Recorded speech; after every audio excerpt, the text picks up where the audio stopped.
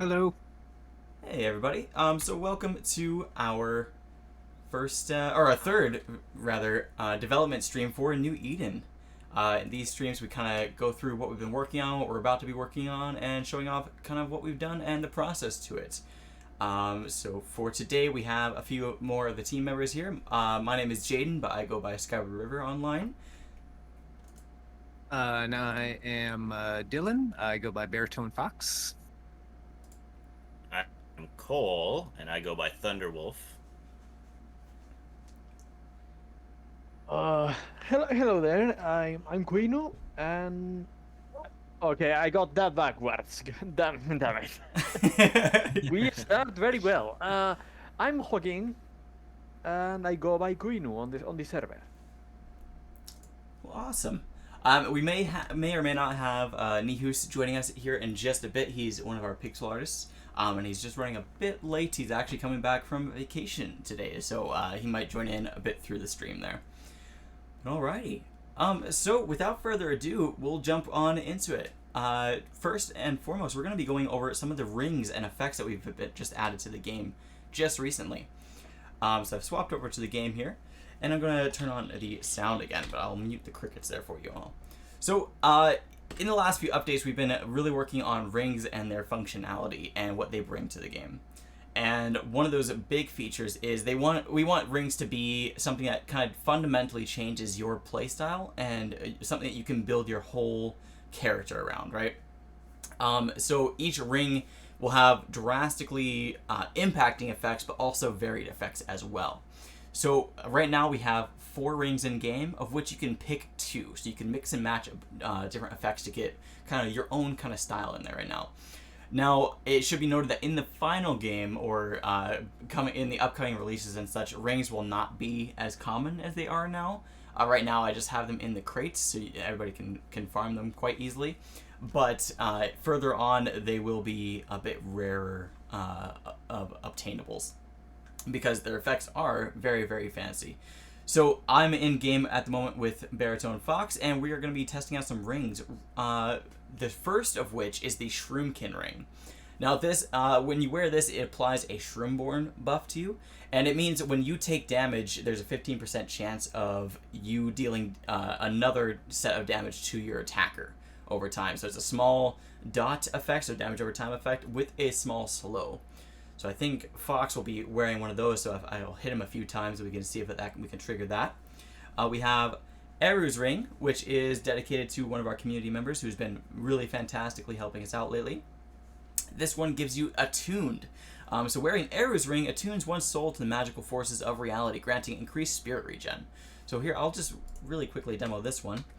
So you can see it has a pretty drastic effect on your spirit regen. So when you're casting a bunch of spells and such, you'll probably want this if you're going to be going for a kind of a spell slinger's build there.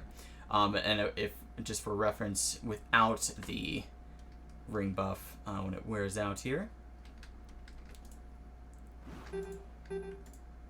it's a much slower regen effect. It still regens, but just not as quickly as one might like if they're going for a very spellcast heavy build. Next up, we have the Wrathful Flame Ring, which gives you a Wrathful Flames buff. So when you damage an enemy, there's a 15% chance of spawning an extra little flame burst effect on them, and that deals damage as well. So this is good with probably weapons like the claws and maybe like the scimitars and such. So anything that has a really fast attack speed right now, you'll have just that little extra burst of damage. I found it was pretty useful in the Angkor Rem fight as well, when you're using claws or a lighter attack weapon that doesn't do as much damage, but you can still get that extra little burst of damage there. And then last but not least, we have the Viper's Grasp Ring. And this one has to do with reposting. So when you repost someone with this ring equipped, it actually afflicts them with another damage over time. And normally when they're getting knocked down from repost, they're invincible, right? But with this ring, they actually take damage while they're recovering from that animation there. So I'll be hopping into the ring here with Fox, and we're just going to demo a few of these rings and effects if we can here. So yeah, do you have the Shroomborn ring or Shroomkin ring on at all? I do indeed. Alrighty, so I'm so sorry for this. Oh, and immediately I got the effect there, right? So you can also notice we have a nice little buff bar down here. So when I have a buff up, it will, or a debuff up, it will show in that little bar. And there you go. So already hit him 4 times, it triggered twice for him. So he's got some pretty lucky pulls there, I guess. But all right, so I'm gonna have him swing that big Executioner's Greatsword at me, and hopefully I can parry this. So whenever you're ready. I missed completely. Oh my goodness. I swear I'm better at this.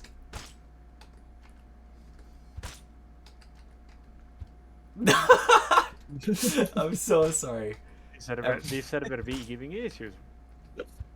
I'm the timing on the Executioner's Greatsword is just so different from the other Greatswords.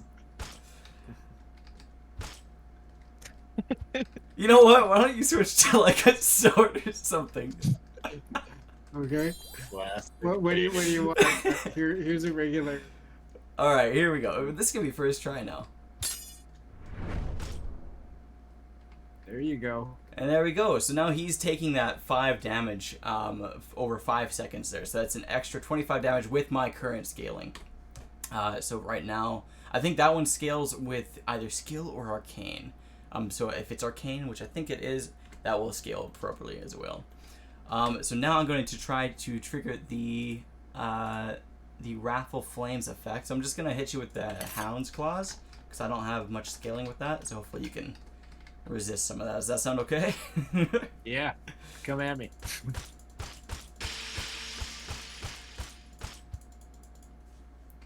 I didn't get a single... You affected me. I didn't get a single effect on you.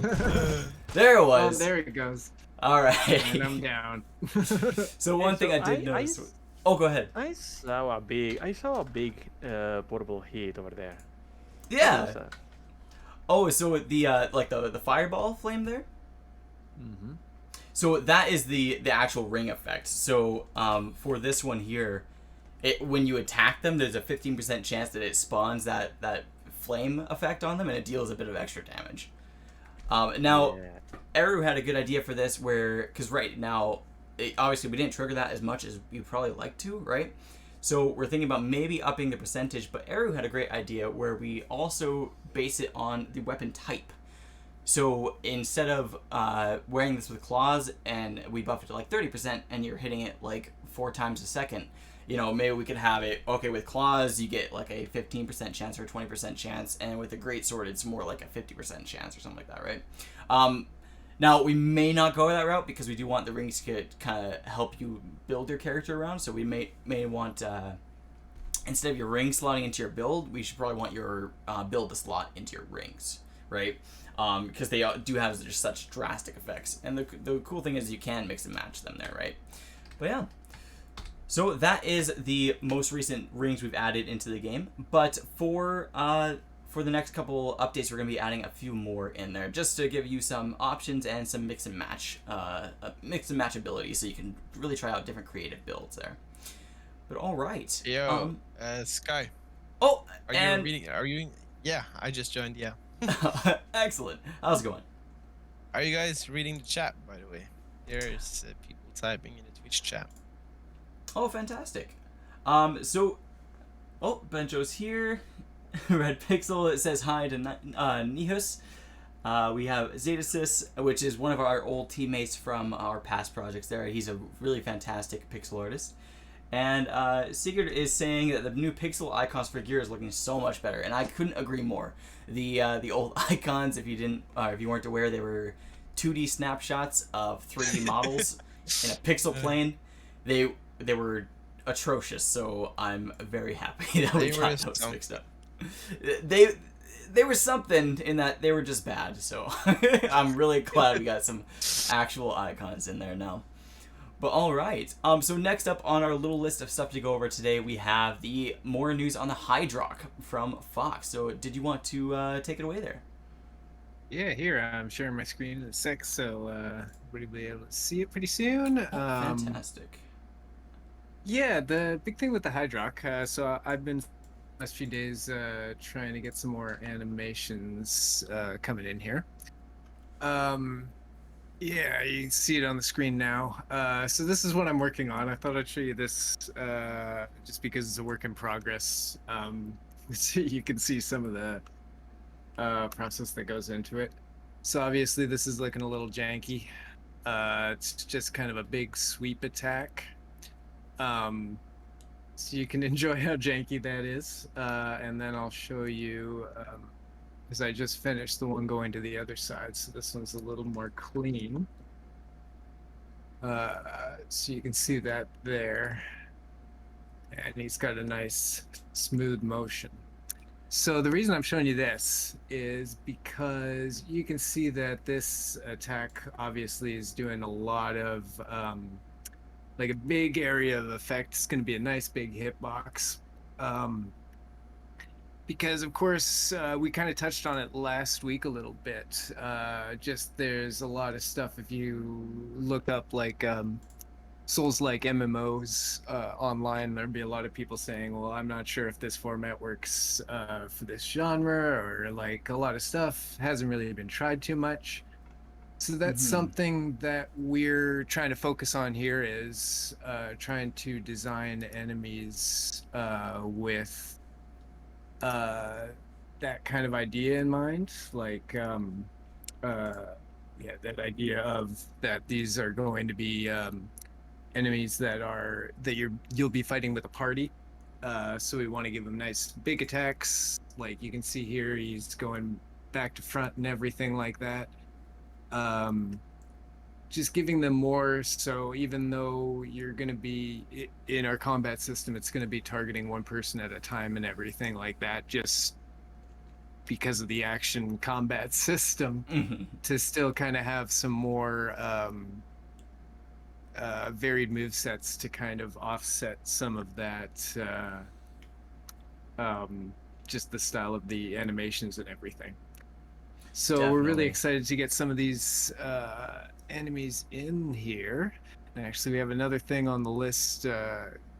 Kuina might be able to talk a little bit about this guy's kind of little babies that he's got going on, because that's another thing we were thinking of including was, having, you've got this big boss, but you're also getting swarmed by many smaller enemies. So the kind of thing that you kind of necessitates party play for some of these bosses, where something like the Angkor Rem works really well for single player, but if you had like 5 people taking him on, it would probably take a lot of the difficulty and challenge out of that. Definitely. Now, for this guy, the Hydrock, are we looking at him as more of a boss or more of a mini boss type deal? I think oh, did somebody have something to say? I would say he's a boss. Yeah. Like with his little kids, I think they'd be kind of more, regular enemies leading up to this. I mean, initially when we thought of him, he was more of a mini boss, but I think we thought about him, kind of more elements came out, more lore, more history. So I think at this point we're kind of aiming for a boss, but I mean, things are always subject to change. Yeah, I think the design started out as more of a mini boss, but Yeah. honestly, I think with this game, like, because now, like I was just talking about, like with the focus being on kind of giving more varied content and making sure we have stuff for people. If you want to play single player, there's going to be some stuff for you to do. If you want to play with a party, there's going to be some big challenge enemies that maybe wouldn't be the best experience to do, or a big challenge if you're just on your own or something like that. So Definitely. Yeah. Now There's gonna be a lot of boss. Oh yeah, definitely lots of bosses. As many as possible. Hopefully they won't all be as asymmetrical and difficult to animate as this one. Oh man, just looking at this thing, it is pretty crazy how well you brought it to life there.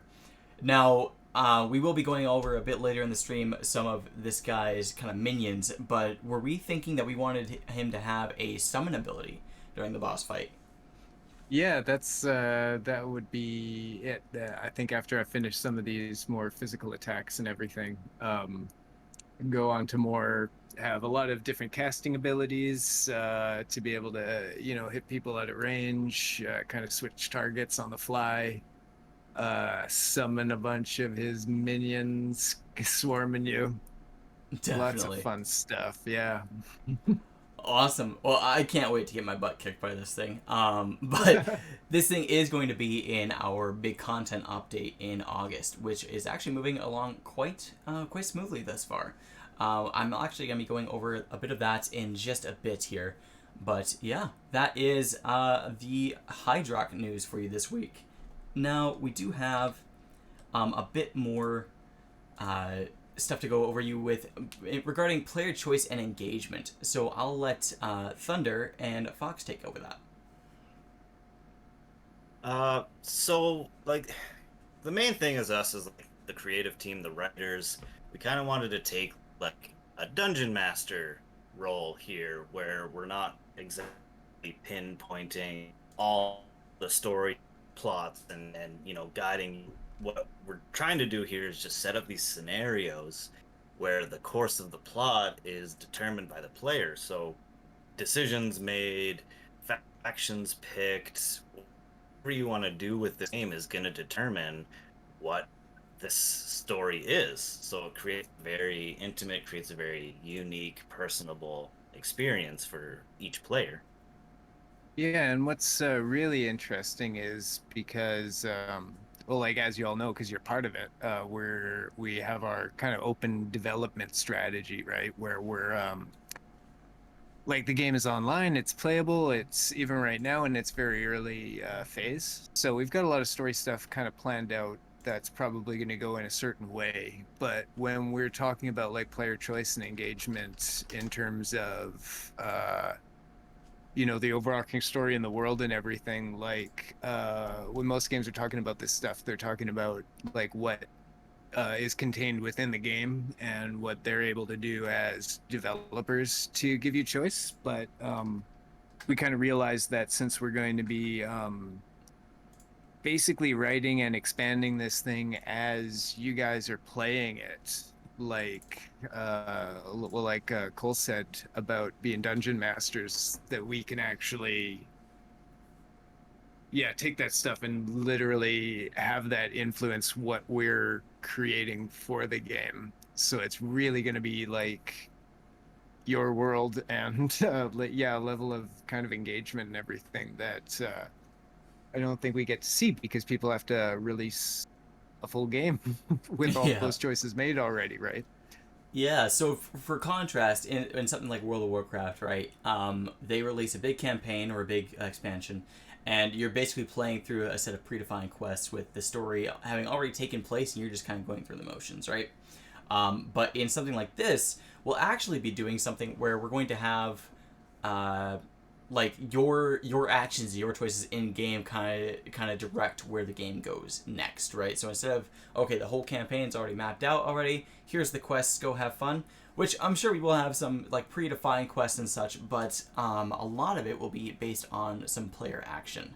Now, I'm not sure if you guys had any examples of what that might be look like at all yet, or did you not want to spoil anything, or it's really up to you guys. Well, I guess I could let Cole say something, but I know I just think like a lot of it is kind of remains to be determined because we'll have we'll have to have people playing the game and see how they're reacting to, because like you said, it would be a lot of predefined stuff where we would set down a scenario and then see what people do within that scenario, and then maybe the things that they're doing, like Cole, you mentioned like about the idea of like different factions and stuff like that. Yeah. So, like, what we've got basically plotted out is this entire world. So we've got the whole, like, kingdoms, dictatorships, little monarchies, villages, and like cults. So we have all of these different communities and their cultures and their relationships, tensions. That's all plotted out. We've got the world built. But just like you, me, anybody else, the world around us has already existed, but we are living and breathing in it. We're making our choices. So that's kind of like the main mentality we're going into this. We want this to be a very choice driven uh, game and plot system, and we want to envelop it in this kind of like dreamscape, very dream-like aspect where when you're in the dream, it's all making sense and it's very, coherent, but you're making the decisions in the dream. You're acting upon all these strange things coming at you. Um, but yeah, I mean, like we have this whole world created, and it's up to the player to choose. Do they not want to participate in any of this global climate, or do they want to just sit down in a small little area and just raid dungeons, or do they actually want to join with one of these factions? And the cool thing about it is we really didn't want to make like these are the good guys, these are the bad guys. It's all very gray zone. I mean, some guys are worse than others, some are weirder than others, but they all have their ironclad beliefs and culture. So I mean that kind of stuff is what really appeals to me. It's just like a whole world that you can explore, and what you want to do with it is what you get to do with it. Yeah, just that we've kind of built in a lot of like, focused on having that foundation that allows for like you just look at it and you're like, well, so many things can happen. So why don't we just, and we've just got ads as our community manager, trying to get more engagement coming out of you guys and everything.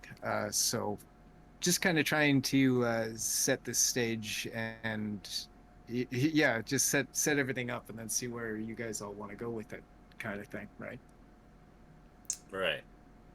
Yeah. Like there's so much we can incorporate, there's so much that we can add in. So ideas, engagement, like we're all about that. Weird as possible. We want to hear the weird stuff that comes out of you guys. Well, having known a few people in this community, I think weird might be just up their alley. So awesome. Well, fantastic, guys. So next up on the list, we do have some of the new item icons there. Now, these have yet to get into the game. They were just finished, I think, yesterday, day before yesterday. I work a lot, so my time frame is a bit frazzled there. But I'm just going to flip the screen over to some of these new icons here, and Nihus can take it away. Oh, there we go. Okay. Yeah, I actually had the icons up myself, but I can talk from your screen. Okay. So, yeah, the last day I was working on the two sets right in front of us here, the witch armor there and the batwing at the left, blue one, purple. I actually have been on vacation, so this this was something I had to do while being at the beach and staying at my grandma's. But I got around to it, and now they are soon coming in game. So Yeah. more icons to come. Yeah. Now this archetype here, the sleeves, was that a particular challenge there because everything else is kind of formulaic Yeah. when it's gauntlets, and then we have like gloves and sleeves instead of these big armor plated gauntlets, right? Yeah, the sleeves and the gloves were something I had to experiment a bit with, but I think I worked it out. Yeah. I think Something it I was great. Or, particularly okay. like is these divided, like these are almost like divided skirts in game, right? Or like robes more so, and the way you portray that with just the little divide in the middle, that kind of, because in game when you equip these, you can actually see them like they bind pretty much to each leg. So here, actually, I wonder if I have it on my character at the moment. Yeah, I tried to make it as like similar as possible. So I had the game open, and I was like at a little laptop, so my PC I could cook eggs on it. It was awesome. Yeah. And yeah, so most of these icons have actually been done while he's been away, so it's actually really, really cool that we even get these in the first place. But just having them given to us from vacation spot, of course, is just really, really cool. As you can see here, they kind of bind to each leg, right? So it is very cloth-like. It still bends and flows and whatnot, but they are, you can see that kind of divide down the middle, right?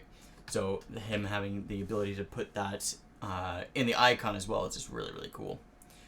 But yeah.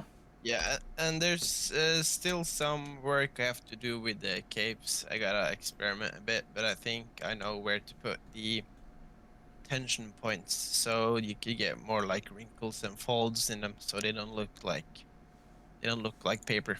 Yeah. Well, fantastic. I personally like love these over our old ones there. I'm not sure if you saw it, but this is what all the icons used to look like. So so we can't wait to get all these things out of here. But yeah. Well, fantastic. So that is some of the new icons coming in the next little update here. Now we do have Queenu able to talk about some root routers. Did you have that loaded up by chance? Yes, give me a moment. Yeah, for sure. The RR boys. Yeah.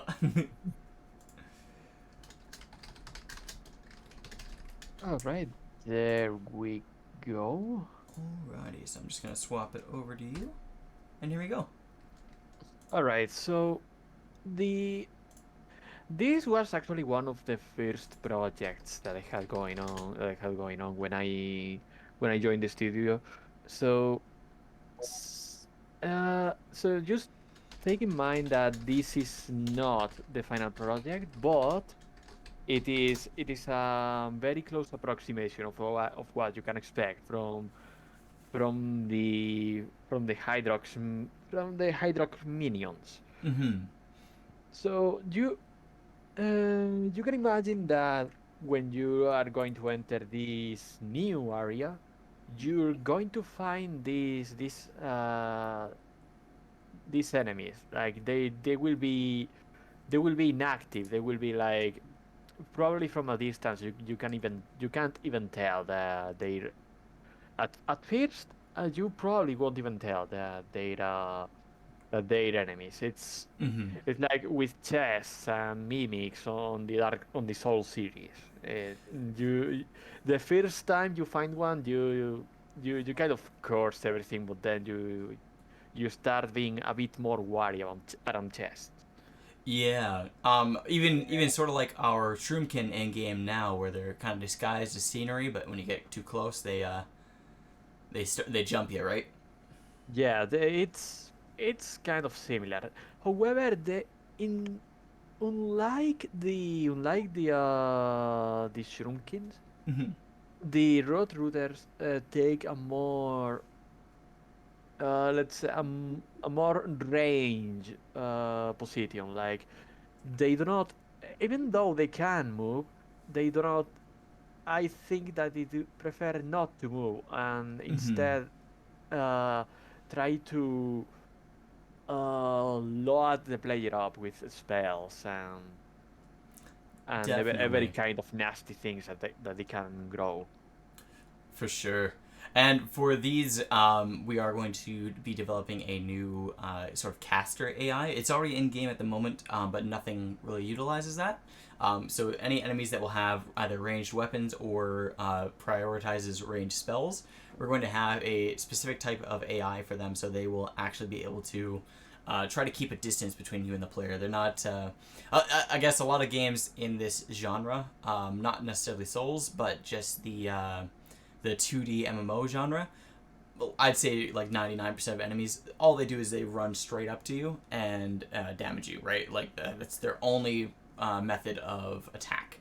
Whereas in New Eden, we want to have very varied.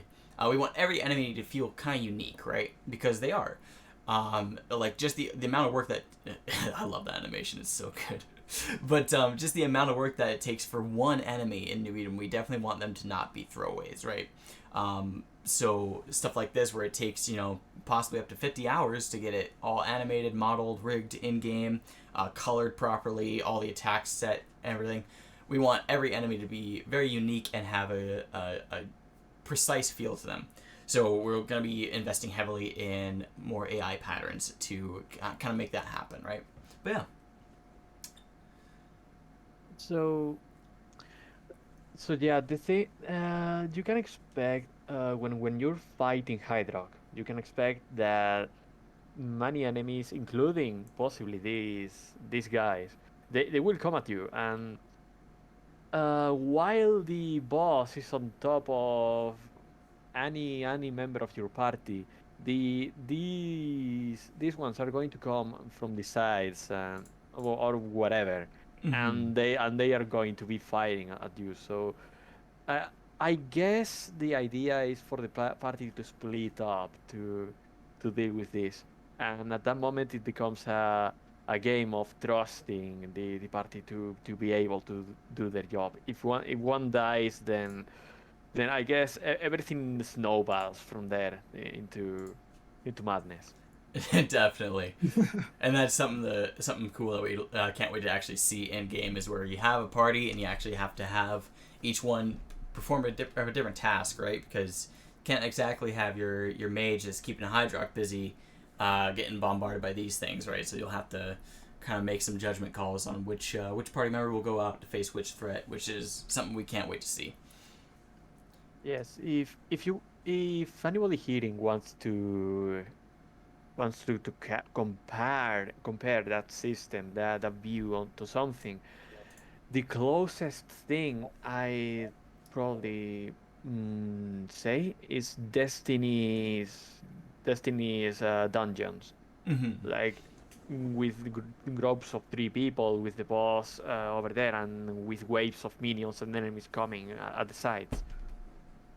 Definitely. And something else that we'd like to probably borrow from Destiny is the way they have their strike system, where you have difficulty options, right? So you get better rewards the more difficult of a strike you run. Even though it's the same strike, the difficulty will change the enemies that spawn, the patterns, the buffs, and such like that. And we'd like to do something like that with New Eden as well. So when you run a dungeon in particular, if you wanted to run it at a higher difficulty for a chance of higher rewards, you'll have different enemy spawns, a bit more varied behaviors and such. So each individual difficulty will almost feel like its own dungeon, or in Destiny's case, a strike, right? And yeah, something like that is definitely on the horizon. Hopefully, even with this big content update in August, but that is maybe getting a bit ahead of ourselves. But they'll be coming before long, regardless. But all right. Well, fantastic, man. This thing looks amazing. I can't wait to see players' reactions to this thing as well. Well, taking count that it's not the final version, Fox has made many changes to the Air Boys. So Yeah. Well, fantastic. I think they definitely already even complement the Hydrock pretty well. I love the kind of sunken in hollow faces in there as well. But all right. So next up, we have a bit of work on the touch-sensitive scenery. Now, this is something that it's not done, unfortunately. And the placement here is not correct either. But these is just for like testing out the functionality, right? So right here we have these touch-sensitive plants that will kind of hide when you get close or show when they get far away, right? But if you go through them, of course, they kind of floop back. Now, they don't have any audio or anything on this particular build, as I'm just kind of trying to get the animation and the colliders correct. But we do have these. These come in 3 different sizes, so in our new map, which I'll be going over just a bit here, you'll be able to see like lots of these, and they're going to be reacting to every entity, so not just you. So if I lured a Shroomkin over here, he should theoretically trigger these as well. But on top of that, we also have these new guys here. Now, these ones are a bit different because they're kind of like just long grass or shrubbery, right? And we're still working on this. This is I'm not an animator, so I'm not probably too prone to doing proper stuff like this. But the way this works currently is they collide with your player. If you're on top of them or around them, they kind of shrink down to indicate that, okay, you're kind of stepping over them or pressing them down. But as you move over them, they pop back up, right? And these will also trigger with every entity. So if you can imagine, we'd have a field of these things, and maybe another corpse with an item is buried inside these, and you have to kind of go exploring for it, right? So stuff like that is just something pretty cool that we can do. But yeah, that's touch sensitive scenery. This is coming in our big content update there. But we also have our to go over today some of our mapping framework. Now, to go along with our big Jaden. new. Oh yeah, go ahead. Before you continue, I just want to kind of like talk about lore real quick in terms Oh, of yeah. the stuff that recently been showing. So like with the scenery, the foliage kind of, staying away from you and like going into the ground when you're near, and like Hydrock and the root rotters and even the shroomkins, which I'm sure you've all seen. These are all nature based, and the reason that they are taking these kind of personality traits is this is quite some time in the future, and nature essentially has evolved. It's become a lot more sentient and aware of people, and so we will have nature like trees becoming enemies and attacking you for no other reason that they're just ingrained to not trust people. So just wanted to kind of mention that before you wanted to move on. Oh, definitely. Yeah, no, that's super cool. Now, the idea of nature kind of being more sentient and kind of taking its place in fighting back against humans and everything. Now, for those who don't know, New Eden is actually set on, I guess, a version of Earth, right? That has been subject to a cataclysm, or possibly several cataclysms. I'll let the lore guys kind of go over that a bit more, but the way nature has evolved, we really can't wait to showcase a lot of these more dense, lush areas where it's like every step you take, you gotta be careful, because we'll have some pretty cool nature-based enemies. But yeah. But all right. Thanks for that, Thunder. I was completely gonna steamroll over there, but yeah. All right. So next you owe up, me one, buddy. yeah. All right. So next up, we do have a bit of our mapping framework. So for our next update, we are going to have a new map. Now, I'm not sure how well you can see this on stream, but this is pretty massive compared to what we have right now. A lot of it is unfinished there, but we do have our blocks, which basically kind of block out how the player can walk through here, right? Now, something to note about this as compared to a lot of other games in the 2D MMO genre. In most other games, you'd have each tile have its own collider, or each tile have its own block attribute, and that can eat kind of heavy into performance for these big, larger maps, right?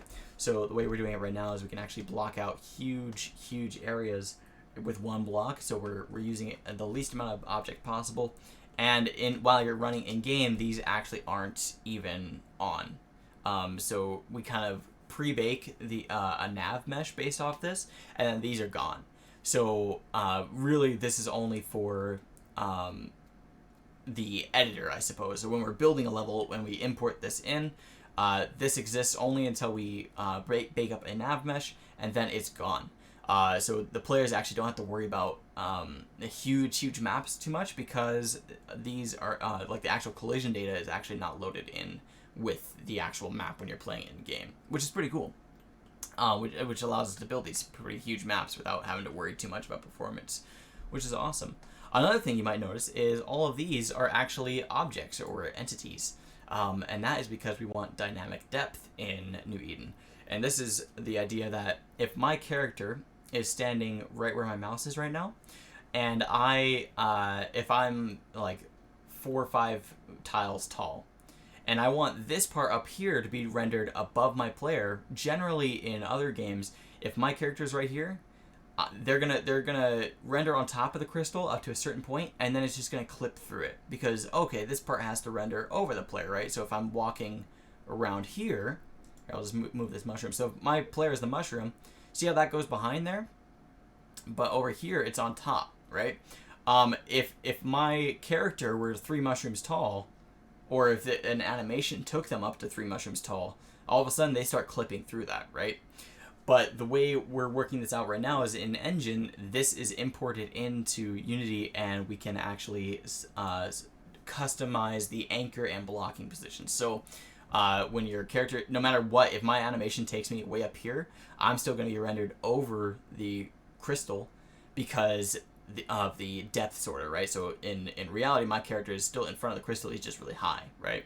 But if I still walk around, it's going to be placed correctly. So that's just something pretty cool that we wanted to talk about, which, and just the amount of entities and times this saves is pretty incredible, actually, because in previous games, you'd have to assign, or in other games in the genre, you'd generally have to assign all these to individual attributes, which, again, can eat up some performance, and it's just not as clean or easy to map. But the way this is set up, because the way it ties into the engine, normally I would have to map all that, right? But instead, I can actually have the artists who design these tiles that actually know what they're doing with them. They can map out the area, and I don't have to worry about that because everything that they do on here instantly works on the engine side. So that's really, really handy. But if you guys notice, we actually have some cave areas here too. So we won't spoil too much about that, but they are going to be, the areas is going to, the areas of the new update is going to be more varied, I guess, than what you have currently. You can also know we have a color palette swap here as well. So once we get this in-game with all the lighting and bloom and kind of bioluminescence, we're going to have a pretty good looking area, I think. But yeah, we can't wait for that. All right. So the next and probably last thing for today's stream are some of the upcoming features. Now, I noted beforehand that we have some more stuff with rings coming in, and we're going to have some new ring effects that are going to be built into the engine. So not everything that we have ideas for is currently in engine, but that's it's actually pretty easy to make. With the way we set everything up, it's pretty easy to make new effects for rings. So if you guys ever have any ideas on some really cool ring ideas, or ring effects rather, definitely let us know in our community Discord, because that is something we definitely want to take a look at regarding the community and kind of keep you guys involved in that. But as far as that goes, I touched on our new AI that we're going to be polishing up for the next update. We're going to have like caster AI or ranged AI, or AI that will try to push you back, or AI that kind of specializes in trying to distract you from a bigger threat, or kind of trying to pull aggro. Which, of course, there's no tab targeting or anything in New Eden, so their ability to pull aggro is purely psychological, right? So that'll be kind of interesting to design and see how that works. But yeah, we're looking forward to it. But I think that's about it for everything we wanted to go over today's stream. Did anybody else have anything else they wanted to touch on? Oh, I think I'm good. Nah, just you're saying that we are working with the. At least I'm working on new models for new weapons, so please look forward to it. Definitely, and man, the new update in August is going to include, I think, 3 or 4 new weapon types. So, like, whole new weapon types, and then a weapon subtype in clubs. So clubs are going to function a bit similar to like one-handed swords, but they're going to have some new animations, some new timings and stuff. So instead of we're not going to be labeling that as the exact like a brand new weapon type, but we're going to be calling it a subtype because it shares some animations and some functionality with another existing weapon type, but it is different. So we're just going to be labeling those subtypes, and then brand new weapon types, as you may have seen in our first stream, was a great axe. And I think we're actually going to keep some of the others a bit secret for now, but look forward to that as well. All right. Well, if nobody else had anything else, I guess this is a wrap for today's stream. Yeah, sounds good. All right. Sounds Well, fun. fantastic. Sounds Yeah. good. Thank you all so much for watching. We will, of course, have this VOD up on YouTube as well, and we'll be linking that. A big part of why we're doing these streams here, even if 1 week we have 2 viewers or whatnot, that's completely fine, because we do want a backlog of videos to go through, and kind of even ourselves, 5 years in the future, if we want to see, oh man, like where we came from with this project, we'll be able to go back and watch some of these earlier VODs and have the just the nostalgia of, man, look where we came from, look where we are now, right? Now, Oh, oh, man, go ahead. I was horrible. Oh man, why did you say this? Oh Lord, oh my. Yeah, and another thing is how far we've come in terms of our streaming capabilities. Because even this, as bare bones as it is, it's a big step up from our first attempt 2 weeks ago. But we are going to be working a bit more on that as well. Actually, Nihus has some really great ideas on stuff we could do to kind of spruce up the stream and make it a bit more engaging and user friendly. Because right now, it's 5 dudes and a logo, so. but we Getting a hope you shirt all with enjoy. that on. Yeah, absolutely. But yeah, I guess that's it for today. Thank you so much for watching, and we will see you next week. The schedule is subject to change for too long. I want to have a slightly earlier time so we could probably get more of the team in here, because right now, for Quinu and Nihus, it's like it's pretty late, is it not? It is pretty late. Yeah, I'm it's going pretty to late, bed yeah. right after this. Oh yeah, still we definitely don't want to keep up our abroad team members too much. So be aware that might be subject to change at some point. But if it doesn't work out for you, you can always watch the VODs later on. But yeah, thank you all for everybody who's tuned in to this. Keep an eye out for it on YouTube if you missed it. And yeah, have a great weekend, everybody, or the rest of the weekend, and have a great week. To everyone. Bye. Bye. Bye, Thanks. boys.